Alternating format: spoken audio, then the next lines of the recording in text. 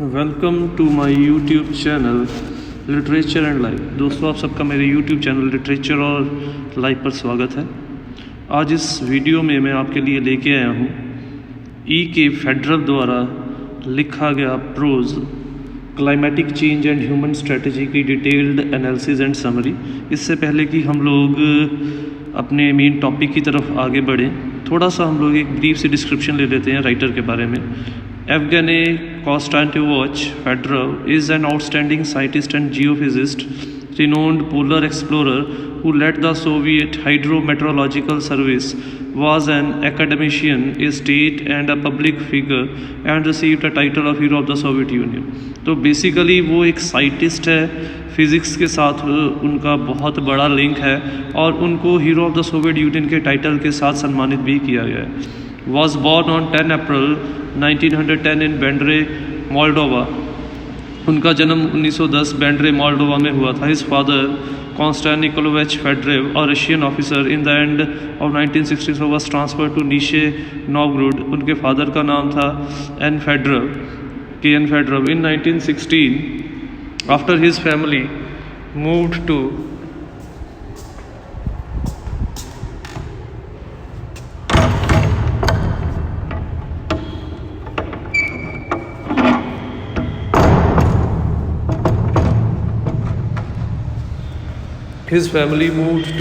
Nizhny Novgorod. Evgeny Fedorov commenced his studies in an experimental pilot school established under the auspices of Nizhny Novgorod State and Pedagogical Institute. Hungry for knowledge, Evgeny also attended the courses of English in the evenings. He also took part in a radio workshop and soon learned to independently assemble the tube receivers. तो basically जब उनके father की transfer के बाद वो लोग नॉवगरोड में उसकी फैमिली ट्रांसफ़र हो गई, शिफ्ट हो गई, तो वहाँ पे उन्होंने अपनी स्टडी शुरू की, जहाँ पे पायलट स्कूल में उन्होंने अपनी एजुकेशन ली। उनके नॉलेज अचीव करने की बहुत ही थर्स्ट थी, इसीलिए उन्होंने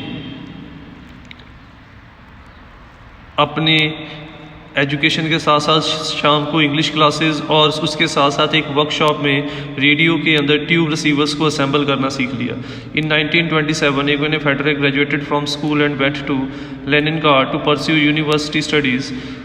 स्कूल से ग्रेजुएशन करने के बाद हायर स्टडी के लिए वो लेनिनग्राड यूनिवर्सिटी चले गए। He was not sure what to study and where but wanted to become engineering, being interested in technology and radio equipment. उन्हें कुछ श्योरिटी नहीं थी कि वो क्या पढ़ना चाहते थे, बल्कि उनका इंटरेस्ट जो ज़्यादा था वो इंजीनियरिंग में था, क्योंकि उनको टेक्नोलॉजी को स्टडी करने में बहुत ज़्यादा इंटरेस्ट था। He also wanted to work in the wide nature. Even Evgeny tried passing exams to several institutes and failed, realizing, however, that his vocation lied in excess of applied sciences and natural phenomena. उन्होंने engineering के लिए बहुत जगहों पे exam दिए, but fail होने के कारण उनको समझ आ गया कि उनके जो इंटरेस्ट है वो बेसिकली जो है वो है अप्लाइड साइंसेस के साथ और नेचुरल फिनोमेना के साथ। He went back home and after a year of preparation successfully pass exam to enter physics department of Leningrad. वो फिर से घर वापस गए। इंजीनियरिंग के एग्ज़ाम के क्लियर ना होने के कारण एक साल घर पे बैठ के उन्होंने बहुत अच्छे तरीके से प्रेपरेशन की और फिजिक्स डिपार्टमेंट ऑफ लेनिनग्राड का एंट्रेंस एग्ज़ाम क्लियर करके स्पेशल जियो फिज़िक्स में स्पेशलाइजेशन हासिल की। तो ये थी ब्रीफ सी डिस्क्रिप्शन एवगेनी कॉन्स्टेंटिनोविच फेडोरव या के फेडोरव के बारे में। Now let's move on to our main topic, that is K Fedorov's climatic change and human strategy. K Fedorov was a Russian citizen. Basically वो एक Russian citizen थे। He wrote number of books and activities on environment protection and ecology and meteorology. उन्होंने बहुत सारी किताबें लिखी जो कि किस प्रकार से हम लोग अपने वातावरण की और मेटेरोलॉजी की या इकोलॉजी की प्रोटेक्शन कर सकते हैं, किस तरीके से वो जियो फिज़िक्स के साथ लिंक थे। उनकी ज़्यादातर किताबें उसी चीज़ के ऊपर बेस्ड थी। In his essay climatic change and human strategy, Fedorov says that human beings often tend to forget the damage they cause to the nature. इस प्रोज के अंदर भी उसने बेसिकली इसी चीज़ के ऊपर स्ट्रेस दिया है कि किस तरीके से हम लोग हमारी नेचर के अंदर जो डिज़ास्ट्रस चेंजेस आ रहे हैं उन चेंजेस को स्टडी कर सकते हैं, उन चेंजेस को एनालाइज कर सकते हैं और उनको आगे बढ़ने से रोक सकते हैं। क्योंकि उसके मुताबिक अगर हम लोगों ने इन चेंजेस को कंट्रोल नहीं किया गया तो आने वाले कुछ सालों में हमारे लिए जो हालात जो हैं वो बहुत बद से बदतर होने वाले हैं।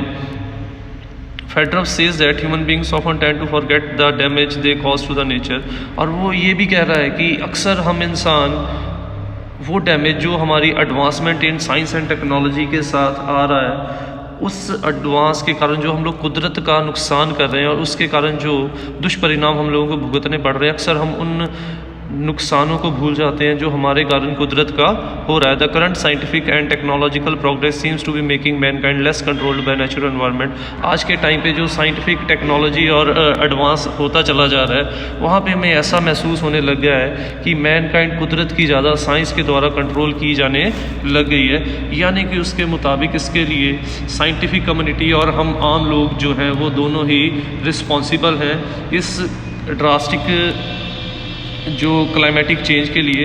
और इन चेंजेस को प्रिजर्व करना, इन चेंजेस को आगे बढ़ने से रोकना और हमारे नेचर को प्रिजर्व करना भी साइंटिफिक कम्युनिटी और कॉमन पब्लिक का मेन रोल है। The construction industry was highly seasonal in the past but now is active all the year round. वो कह रहे हैं कि एक टाइम था जो कंस्ट्रक्शन का काम था वो मौसम के हिसाब से होता था, और बट आज के टाइम पे advancement in science and technology के कारण पूरा साल ही ये जो कंस्ट्रक्शन का काम चलता रहता है। We with this large scale construction only bother the development and we tend to forget huge burden we impose on earth. और इस नए प्रकार के विशाल प्रकार के विकास में हम लोग ये भूल जाते हैं कि हम लोग केवल आंखें बंद करके, आंखें मूंद कर विकास के पीछे भागते चले जा रहे हैं। हम लोग ये भूल जाते हैं कि इस विकास के एवज में हमारी पृथ्वी को, हमारे नेचर को कितना खामियाजा भुगतना पड़ रहा है। We often make holes on the earth to extract huge amount of mineral sources, example petroleum, coal, natural gas.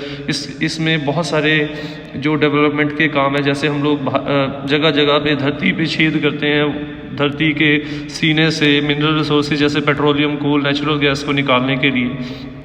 While we do so, we often forget the consequences of these action. इन चीज़ों का इस्तेमाल, इन चीज़ों की extraction अक्सर हम लोग अपने विकास के लिए करते हैं, बट इस चीज़ को करते वक्त हम लोग ये भूल जाते हैं कि इन चीज़ों को अगर हम लोगों ने कंट्रोल नहीं किया, इन चीज़ों को अगर हम लोगों ने आगे बढ़ने से नहीं रोका, इसका किस प्रकार का दुष्परिणाम हमारी पृथ्वी और इस पृथ्वी पे रहने वाले हम इंसानों के ऊपर या हमारी आने वाली पीढ़ियों के ऊपर पड़ सकता है। We for the sake of power generation use all type of energy resources like water, coal, etc. to the maximum level। हम लोग पावर जनरेट करने के लिए हर वो संसाधन का इस्तेमाल पूरे तौर पे करते हैं जो संसाधन एक दिन एग्जॉस्ट हो जाएंगे, चाहे वो पानी है, चाहे वो मिनरल रिसोर्सेज है। ये ऐसे संसाधन है, अगर हम लोगों ने इनको सही ढंग से इस्तेमाल करना नहीं शुरू किया तो एक दिन ये संसाधन हमारी पृथ्वी से आलोप हो जाएंगे। और अगर पानी या ये संसाधन आलोप हो गए तो धीरे धीरे करके पृथ्वी से जो जीवन है वो भी विलुप्त हो जाएगा। We are not worried about the direct release of huge amount of heat separates in the atmosphere. हम लोग ये भी भूल जाते हैं कि इन सभी कामों को करते वक्त जो बड़े अमाउंट ऑफ हीट निकलती है, वार्मथ निकलती है, गर्माइश निकलती है, उसका हमारे पृथ्वी के वातावरण के ऊपर किस प्रकार का दुष्परिणाम पड़ सकता है।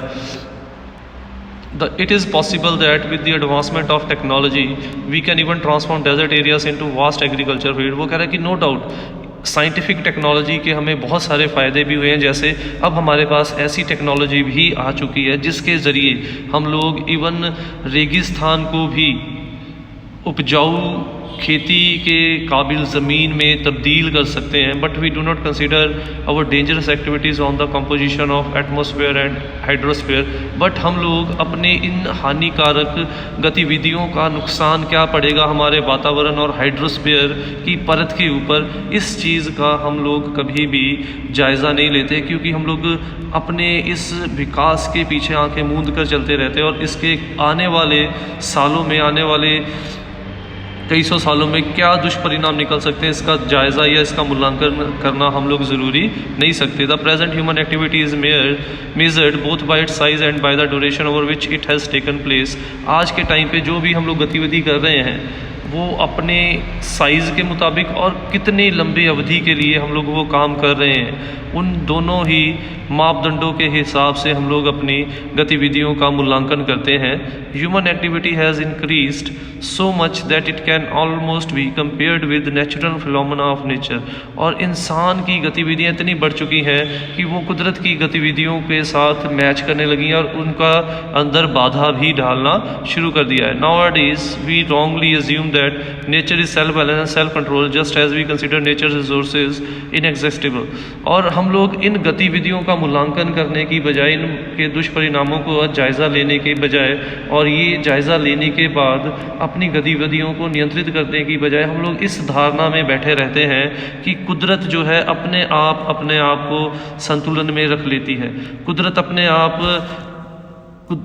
नेचर में आने वाले बदलावों को, जो कि हमारे कारण आ रहे हैं, जो उनका नेगेटिव और ड्रास्टिक इफ़ेक्ट पड़ सकता है हमारे ऊपर, उनका कंट्रोल कर लेती है।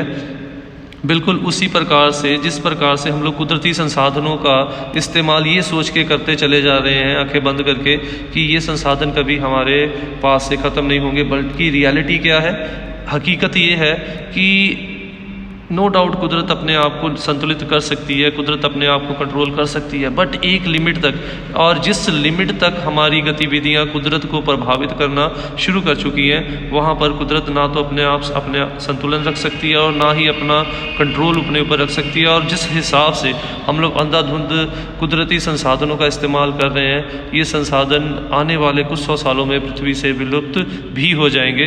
तो इस प्रकार से जिन धारणाओं के साथ हम लोग इस विकास के पीछे आके मूंद के चल रहे हैं, वो धारणाएं हमारी गलत हैं और उस गलत धारणाओं के एवज में हम लोग ये भी भूलते चले जा रहे हैं कि इसका दुष्परिणाम भी हमें और हमारे आने वाली पीढ़ियों को भुगतना पड़ेगा। Moreover many of our actions such as construction और land reclamation are deliberately intended to continue for long periods of our time.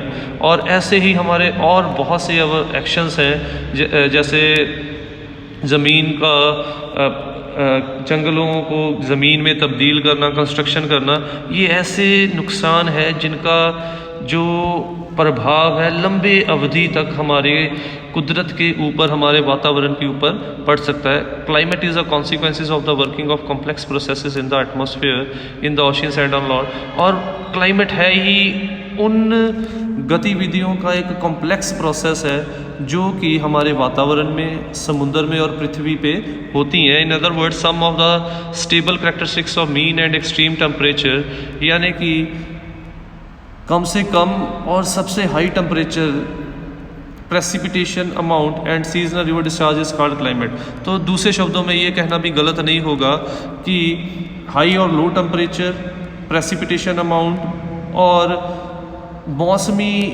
दरिया का, बारिश के साथ दरिया नदी में पानी का आना, इसे ही हम लोग क्लाइमेट कहते हैं। As a result of unequal heating of the Earth's surface by the sun, an atmospheric circulation pattern is developed and maintained।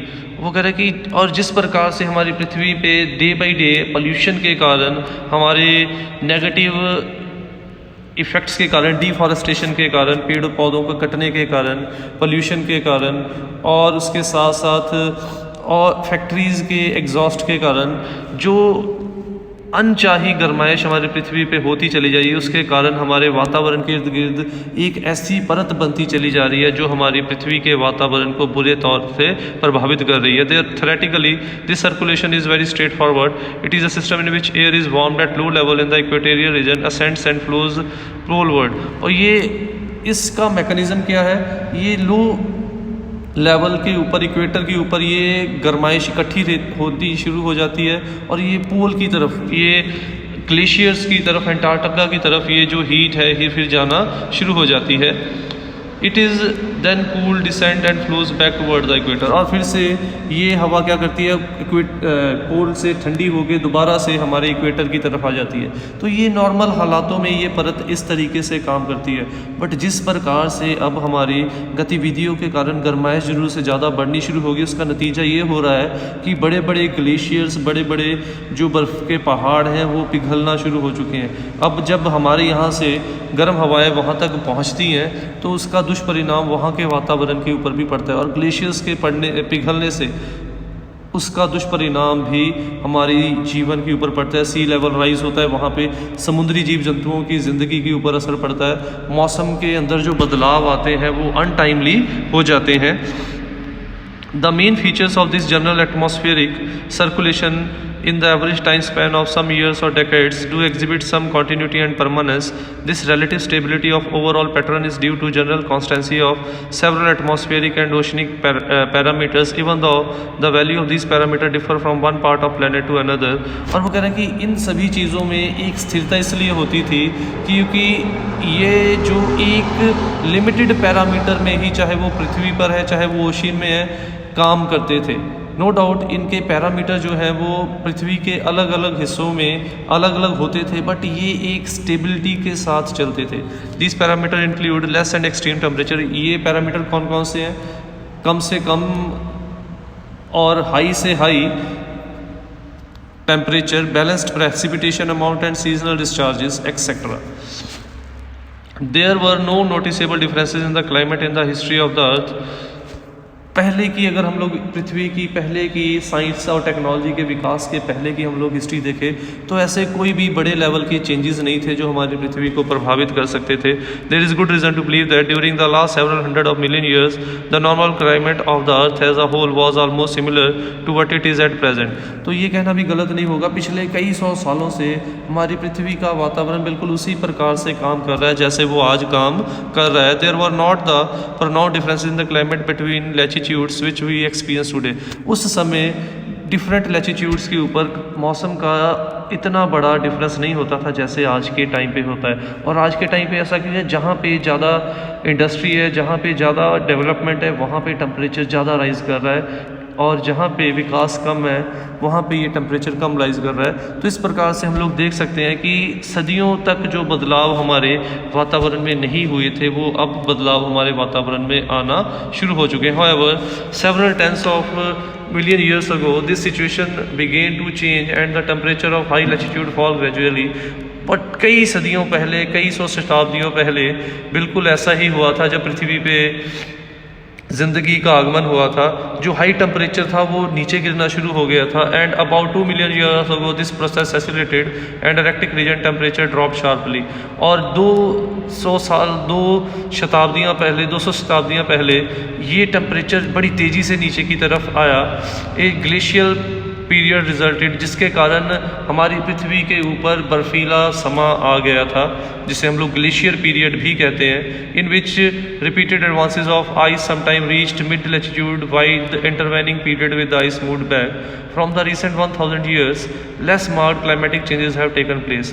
और अब के कुछ 100 सालों, 1000 सालों को देखें तो ऐसे बड़े लेवल पर क्लाइमेटिक चेंजेस जो है वो आना बंद हो चुके हैं। The temperature of north polar region was higher than it is today and the limit of ice was further less than it is at present. जो नॉर्थ पोल का जो टेम्परेचर है जो पहले बहुत कम होता था वो बढ़ना शुरू हो चुका है। समुद्र का जो तल था जो पहले कम था वो भी अब बढ़ना शुरू हो चुका है, और ये सारा कुछ हमारे कामों के दुष्परिणामों के कारण है। There are 2 kinds of factor that causes the climate to change over long period of time। 2 factor in चीज़ों के लिए ज़िम्मेदार हैं जो लंबे अवधि तक क्लाइमेट में चेंज लाते हैं। They are external factors and internal. एक है अंदरूनी, पृथ्वी के अंदरूनी फैक्टर्स, और एक है बाहरी factor. External factor include variation in the quantity of radiation emitted by sun. जो बाहरी फैक्टर है वो है कितने सूरज के द्वारा कितनी हीट रेडिएट की जाती है, and the changes in the orbit around the sun, और किस प्रकार से जो पृथ्वी है वो सूरज के इर्द गिर्द अपनी पोजीशन को चेंज करती है। और ये एक्सटर्नल फैक्टर ऐसे हैं जिसके ऊपर इंसान का या हमारा कोई कंट्रोल नहीं है। The average temperature of a region varies by depending on the amount of radiation it receives from the sun. और किसी एरिया का टेम्परेचर डिपेंड करता है वो कितनी रेडिएशन सूरज से, पृथ्वी जब सूरज के इर्द गिर्द घूमती है कितना रेडिएशन वो सूरज से अपनी तरफ लेता है। When area receive huge amount of radiation इस टेम्परेचर लेवल इंक्रीज। जहाँ पे सूरज की गर्मी ज़्यादा पड़ती है वहाँ पे टेम्परेचर ज़्यादा होगा, और जहाँ पे सूरज की रेडिएशन कम पड़ती है वहाँ पे टेम्परेचर कम होगा। जैसे इक्वेटर पे टेम्परेचर ज़्यादा होता है, नॉर्थ की तरफ चलते चले जाएं उतना ही टेम्परेचर जो है वो कम होना शुरू हो जाता है। Likewise the variation in the average distance between the sun and earth may result in variation in temperature of region. इसी प्रकार से पृथ्वी का सूरज से जो डिस्टेंस है वो भी टेम्परेचर के बढ़ने और कम होने का एक कारण है। जैसे मैंने अभी बताया था आपको कि जो हिस्सा सूरज के नज़दीक होगा वो ज़्यादा गर्माइश वाला होगा, वहाँ पे टेम्परेचर हाई होगा, और जो हिस्सा सूरज से दूर होगा डिस्टेंस में उस हिस्से पे गर्मी कम होगी, वहाँ का टेम्परेचर लो होगा। इंटरनल फैक्टर्स, अब जो फैक्टर हमारे कारण हो रहे हैं वो कौन से हैं? Include formation and movement of continental areas, नए नए रहने की जगहों को बनाना, the growth of mountain ranges, पहाड़ियों का बनना, the volcanic activity of various kind that produces dust and gases, ज्वालामुखी का फटना जहाँ जो कि अलग अलग प्रकार की गैसेस और डस्ट को उत्पन्न करती है, विच में change the visibility and other factors of earth's atmosphere.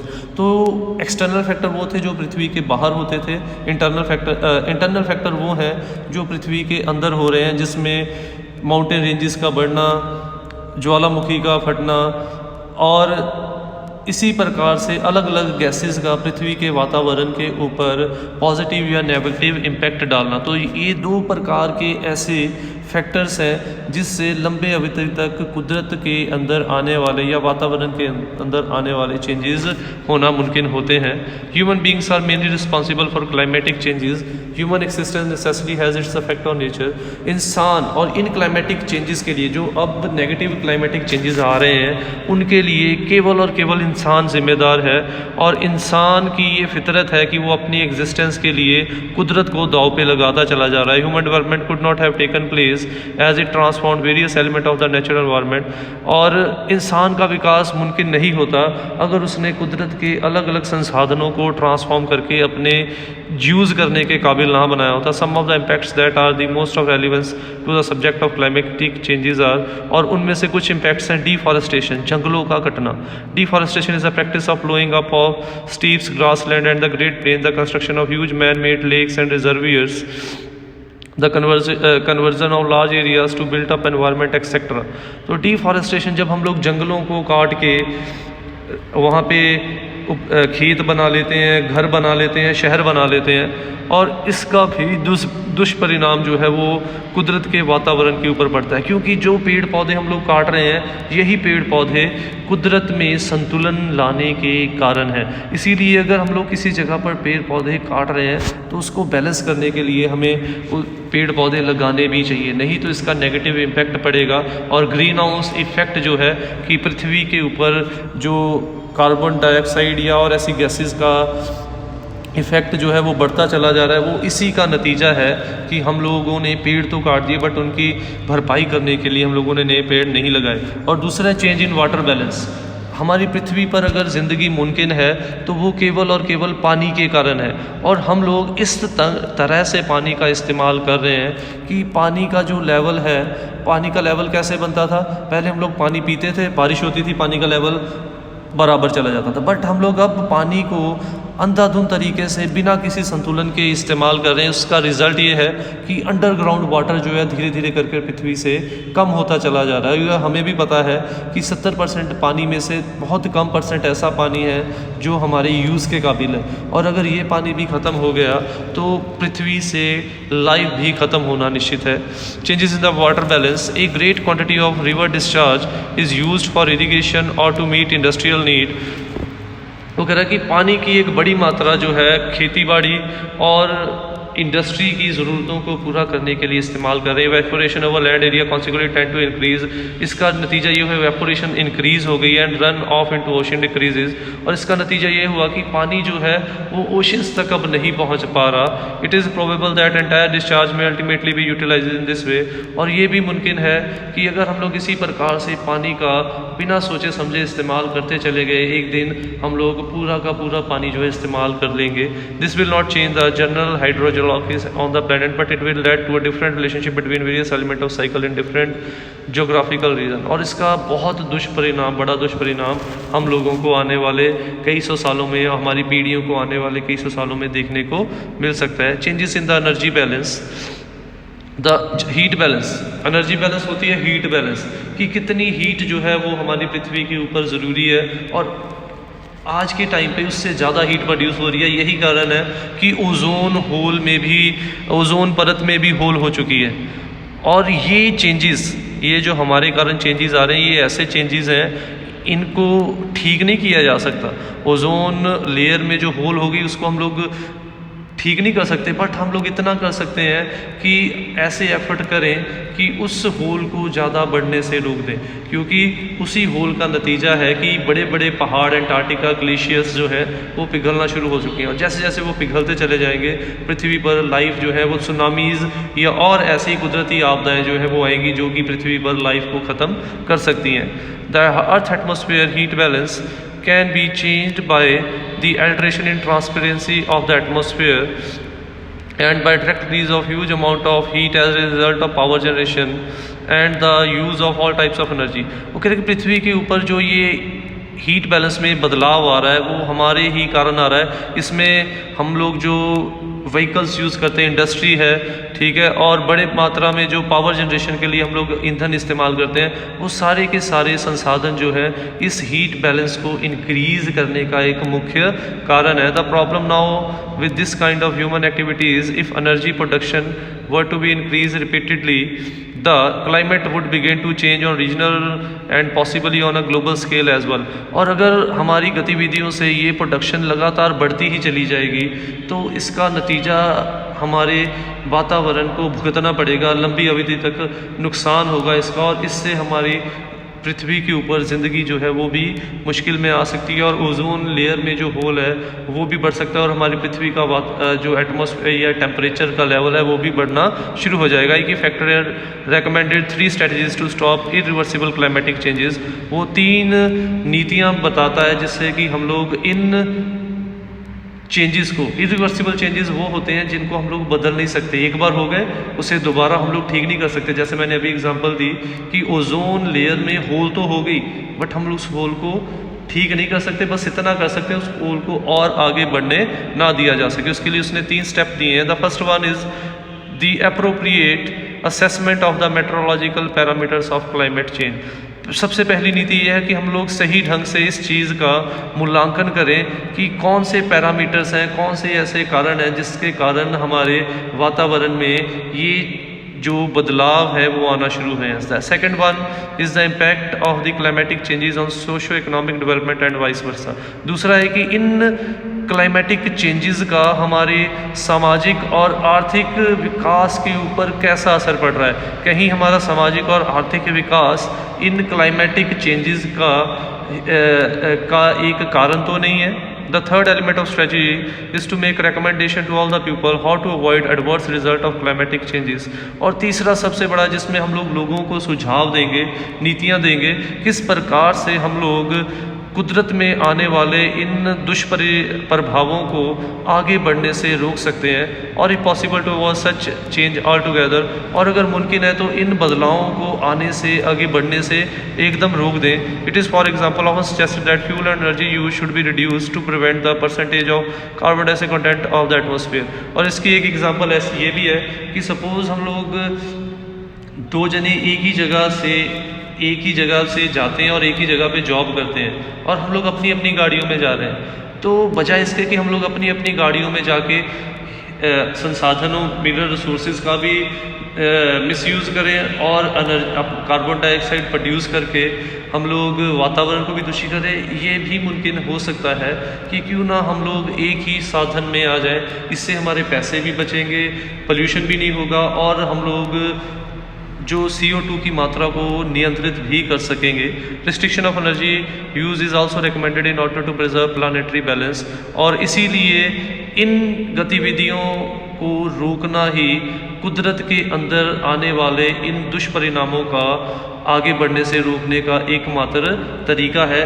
जो हो गया उसको हम लोग ठीक नहीं कर सकते, बट जो हो सकता है उसको होने से हम लोग अपनी गतिविधियों को सही ढंग से इस्तेमाल करके इन कुदरती संसाधनों का अगर हम लोग सही ढंग से इस्तेमाल करेंगे तो इन दुष्परिणामों को आगे बढ़ने से हम लोग रोक सकते हैं। In the end to conclude we can say that majority of these kinds of recommendation are aimed at preservation of climate, और जितनी भी इस प्रकार की रिकमेंडेशंस अलग अलग लोग देते हैं उसका मेन मोटिव यही है कि कुदरत के अंदर आने वाले बदलावों को बचा के रखें। While international cooperation, peace and disarmament are also very essential to achieve this strategy, और इसके लिए अंतर्राष्ट्रीय सहयोग, शांति और कम से कम लड़ाई, वॉर को अवॉइड करना जो है, ये सारी की सारी इन नीतियों का एक हिस्सा हो सकता है। तो दूसरे शब्दों में ये कहना गलत नहीं होगा कि इस प्रोज के अंदर पोइट ने हमारे कुदरत में आने वाले एनवायरनमेंट पोल्यूशन या हमारी गतिविधियों के होने वाले नुकसान के कारण जो नुकसान हमें और हमारे आने वाली पीढ़ियों को सहना पड़ सकता है उनके बारे में जागरूक कर रहा है। उसके साथ वो ये भी कह रहा है कि इन चेंजेस को आगे बढ़ने से रोक दिया जाए, नहीं तो एक दिन हमारी पृथ्वी पर ज़िंदगी जो है वो ख़त्म हो जाएगी।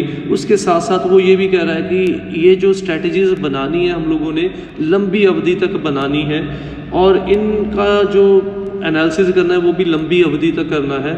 और इन चेंजेस में हम लोग देख सकते हैं कुछ एग्जांपल। पहले हम लोग देखते थे टाइम पे जब मौसम होता था तभी बारिश होती थी, अब हम लोग देखते हैं जब बारिश का मौसम होता है तब तो बारिश होती नहीं, जब मौसम निकल जाता है तब बारिश होती है, यानी कि सीज़न का साइकिल भी डिस्टर्ब हो चुका है। तो इस प्रकार के हानिकारक जो बदलाव हैं कुदरत में आ रहे हैं हमारी गलत गतिविधियों के कारण, हमारे misuse of various mineral resources के कारण, और राइटर चाहता है कि हम लोग इन गतिविधियों को रोकें ताकि हम लोग अपने वातावरण को बचा सकें, और वातावरण को बचाने के साथ साथ हम लोग अपनी आने वाली पीढ़ियों को एक सेफ और सुरक्षित पृथ्वी भी प्रदान कर सके। तो ये थी हमारी आज की वीडियो। उम्मीद करता हूँ आपको वीडियो अच्छी लगी होगी। अगर वीडियो अच्छी लगी हो तो चैनल को लाइक और वीडियो को लाइक और कमेंट ज़रूर कीजिएगा, और ऐसी और वीडियोस के लिए चैनल को सब्सक्राइब कीजिए और बेल आइकन को क्लिक कीजिए। Thanks for watching the video. Don't forget to subscribe my channel, click on the bell icon to get the latest updates.